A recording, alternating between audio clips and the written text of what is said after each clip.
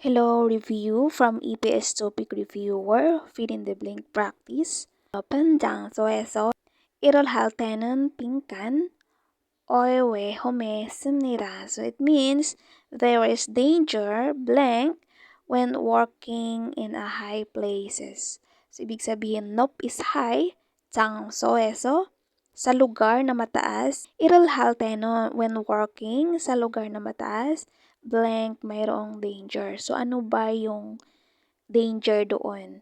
그래서 항상 안전대를 always 안전대 is yung safety harness 먼저 first 착용한 후에 after magsuot 작업을 tiyakeya 합니다. You need to start working after magsuot una-una ng safety harness always. So, ganun siya. So, pag atin pong buuin, always magsuot ng safety harness una-una bago ka mag-start ng work.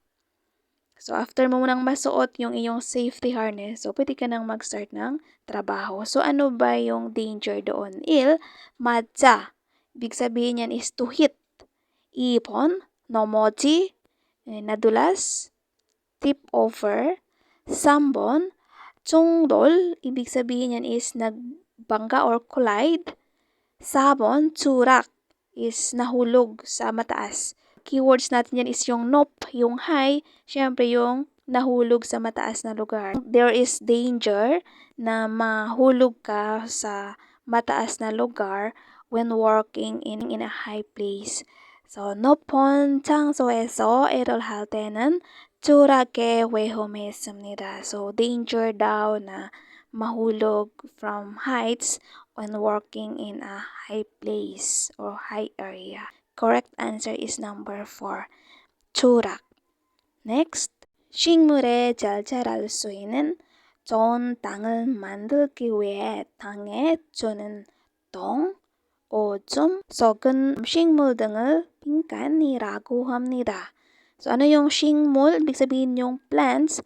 잘 is well. 자랄 수 있는. Ibig sabihin yung 자랄 수 있는, yung 자라다 is yung pagpapatubo o pagpapalaki ng halaman. 수 있는, pwede, can raise well yung plants.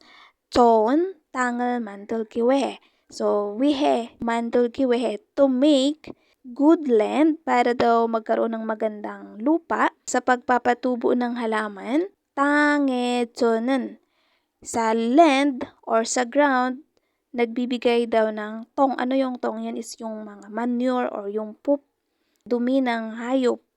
오줌, urine. 썩은 음식물 등을, ibig sabihin is yung mga bulok na pagkain, blank이라고 합니다. So, tinutukoy dito is yung noun. So, ang tawag doon sa blank na nilalagay sa lupa, kagaya nitong nabubulok na pagkain, ng urine, is blank. Ano daw yung tawag doon? 1번, saryo. Ibig sabihin is yung feed or yung pinapakain, yung pagkain. 2번, mogi. So, same lang sila ng number 1. 3번, korum. Ibig sabihin is manure.